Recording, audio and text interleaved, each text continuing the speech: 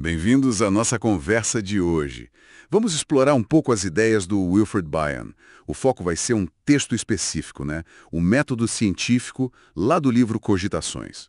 É um material, assim, bem denso, que faz uma ponte interessante entre psicanálise e filosofia da ciência. Exatamente. É um texto que desafia um pouco, né? Totalmente. E o bacana é como o Bion meio que desmonta aquela ideia de que ciência e psicanálise são mundos estanques, separados.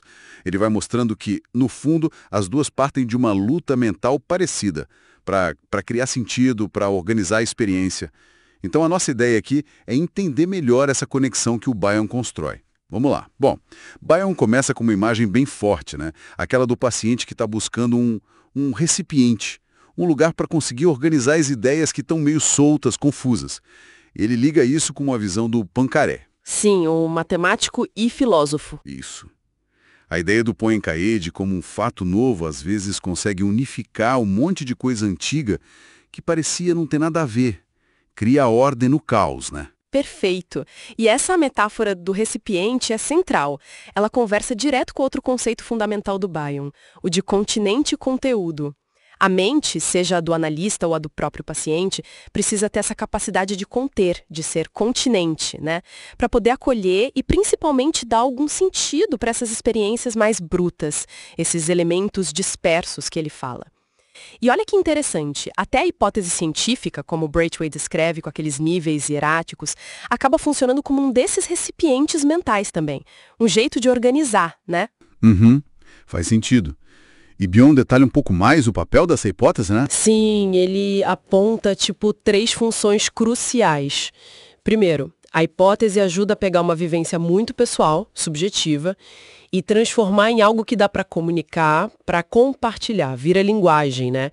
Segundo, ela organiza as coisas no tempo, conecta o passado, o presente e o futuro, memória e previsão ficam ligadas ali.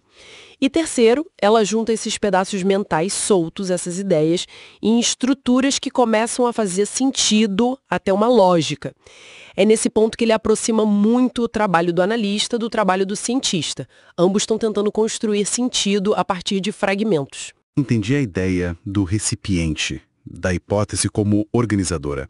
Mas fico pensando na origem disso. Como é que a mente faz essa passagem da sensação pura, crua, para algo mais organizado, uma ideia, uma hipótese?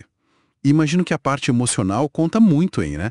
É aí que entra a tal da posição depressiva da Melanie Klein, talvez. Exatamente aí. Bion vai argumentar que a capacidade de tolerar a dor, a ambiguidade, a incerteza, que são características fortes da posição depressiva, isso é fundamental para conseguir formar símbolos. Sem essa capacidade de simbolizar, a experiência sensorial bruta não consegue virar pensamento abstrato, não vira ideia. É nesse ponto que ele localiza a falha, por exemplo, nos estados psicóticos. A palavra não funciona como símbolo que representa algo. Ela pode ser vivida como a própria coisa, de forma muito concreta e assustadora às vezes. Nossa, isso é forte. E nos leva para uma crítica bem interessante que o Bion faz. Aquela ideia de senso comum e da objetividade científica que a gente às vezes toma como garantida, né? Ele usa um exemplo clínico bem impactante para isso. O paciente que olha para o divã e diz que está vendo sangue por todas as partes. Sim, esse exemplo é muito bom. O que Bion faz ali é cutucar nossa noção de senso comum. Porque para aquele paciente, naquela vivência dele, o sangue é a realidade imediata. Mesmo que mais ninguém veja. A percepção dele é essa. Então, o senso comum, que a gente costuma achar que é a base sólida da realidade compartilhada, na verdade é uma construção. Bem complexa, aliás. Bion chega a sugerir algo bem radical ali no texto. Ele levanta a hipótese de que talvez aquele sangue pudesse ser uma versão distorcida do próprio senso comum do paciente. Algo que ele não consegue integrar, sabe? E aí projeta para fora como ameaça. Tanto a análise quanto a ciência, quando formulam hipóteses novas, muitas vezes precisam ir contra o senso comum estabelecido, desafiar o óbvio. Faz muito sentido. E o papel de quem observa nisso tudo? O analista, o cientista. Bion insiste, né? Ele cita Hume, cita Poincaré de novo.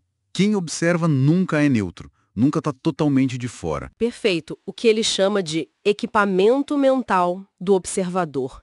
Isso molda tudo. Os desejos inconscientes, as limitações, a própria estrutura psíquica da pessoa.